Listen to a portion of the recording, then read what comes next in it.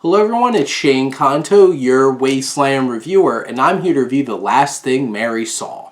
And this is from writer-director Edoardo Vitaletti, who I have not seen or heard of God is Busy Somewhere Else or Claire, but these were other works of his. And this film is a horror film about a young woman under investigation following the mysterious death of her family's matriarch, and starts things off. This young woman is missing her eyes, and they're all bandaged up and blood's coming down from underneath, and you're like, okay. Right off the bat, something's really eerie about this film. And I've watched a lot of low budget horror films lately. This is impressive. And the technical prowess that Vitaletti and the rest of the artists behind this film, this is just drenched in this gothic kind of horror look to it. The shadows, the texture, it's ominous and unnerving. It builds that tension. Keegan DeWitt, who's done great work composing films for Brett Haley and a whole bunch of other films like Her Smell, really brings a score here that adds onto that suspense and tension, and at perfect moments really wrenches it up.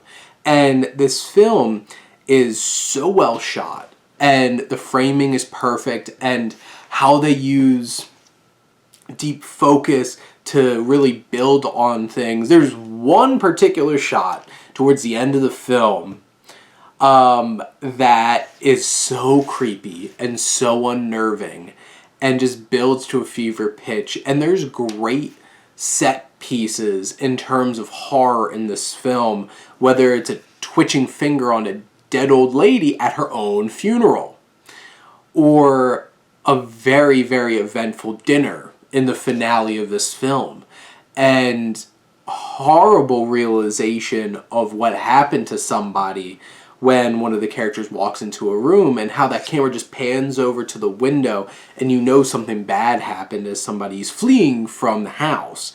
So you have all these setups, and Vitaletti does such an amazing job of building tension. And this is a fable very focused on a very particular story and set of themes between these two young women, Eleanor and Mary, played by Isabelle Fuhrman and Stafenie Scott, who have this budding love for each other. Obviously, they can't do this at this time period. They're being investigated. Mary's the one at the end with her eyes gone, and she's being investigated. She's asked to do the Lord's Prayer to make sure she's not possessed and there isn't something demonic going on here. There's certainly something creepy going on here, and it really builds to a satisfying end to this specific kind of fable. And this film isn't trying to be anything big, complicated, or broad than just this story and this love story between these two young women and the thematic narrative that it's trying to portray. And it does it so effectively. And there's some strong supporting performances. You have Judith Roberts, who's the matriarch. She's creepy and unnerving. You have Rory Culkin, who pops in as an intruder at one point in the film. He has a really tense sequence with one of the young women that leads to a really shocking moment. And the climax of this film hits like a sledgehammer. The building tension throughout this film. You get this chemistry building between Fuhrman and Scott, and it really pays off with them trying to do everything that they can to get away together.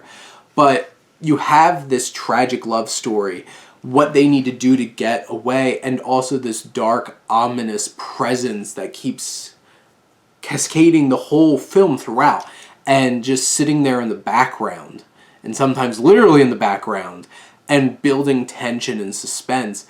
This is such a well-made, just small, intimate story that just knocks it out of the park.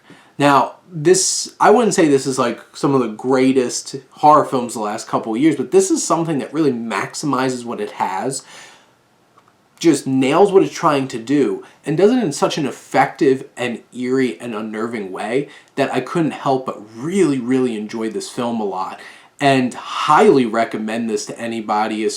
Like, you're a horror fan, this is that disturbing, draped in, like, if you're a fan of The Shining and like A24 horror type films, this is up that alley. It's building that tension, it's eerie, it's unnerving, it's putting you in a place where you might not know how to feel at times, and it really challenges you.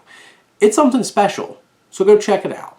But those are my thoughts on The Last Thing That Mary Saw. Let me know what you think, and let's talk some movies. But thank you as always for tuning in and supporting your Wasteland reviewer.